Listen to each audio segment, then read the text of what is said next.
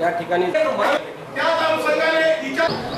आणि सर्व शिवसैनिकांनी एकत्रितपणाने येऊन काम करावं असं त्यांनी सांगितलेलं आहे। मला खात्री आहे की नांदेड लोकसभा असेल का नांदेड जिल्ह्यातला शिवसैनिक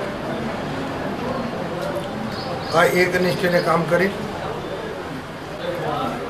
त्यामध्ये लोहा कंधार मतदारसंघ लातूरला आहे, हदगाव मतदारसंघ आणि किनवट मतदारसंघ हिंगोलीला आहे आणि उर्वरित 6 मतदारसंघ नांदेड जिल्ह्यामध्ये आहे।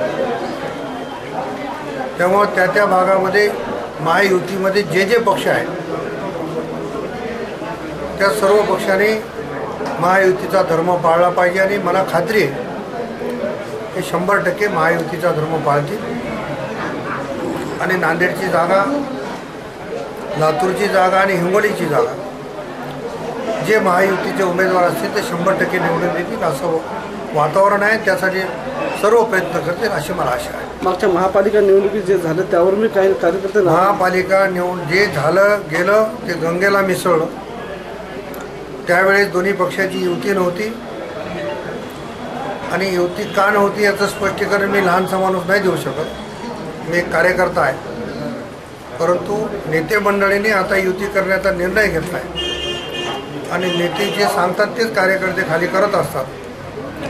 म्हणून दोन्ही पक्षाच्या आणि महायुतीतल्या सर्व पक्षाच्या नेत्यांनी ठरवलं की आता युती करून काम करायचं। कार्यकर्त्यांना काय आव्हान करणार सेनेत आता कार्यकर्त्यांना काय आव्हान करणार आणि कार्यकर्त्यांना विनंती केली की आपल्या घरामधलं लग्न आहे आणि आपल्या घरामधलं लग्न असताना तुम्ही सगळ्यांनी मिळून एकत्रित काम केलं पाहिजे। आणि या बैठकीमध्ये सलोख्याचं एकदम आमचं मैत्रीचं नातं आणि आम्हाला प्रताप पाटील चिखलीकरांना या नांदेड लोकसभेवरती निवडून द्यायचं आहे असा सर्व शिवसैनिकांनी निर्धार आज केलेला आहे। शिवसेना असेल तिथं शिवसेनेसाठी काम, जिथं भाजपाचा उमेदवार असेल भाजपासाठी काम। आमच्यामध्ये कुठली दुमत नाही। आमचा पक्षप्रमुखाचा आदेश, मातोश्रीचा आदेश म्हणजे आमच्यासाठी अंतिम असतो। त्यासाठी आम्ही नांदेडमध्ये भाजपासाठी तन मन धन लावून काम करायची सर्व कार्यकर्त्याची गवाही देतो।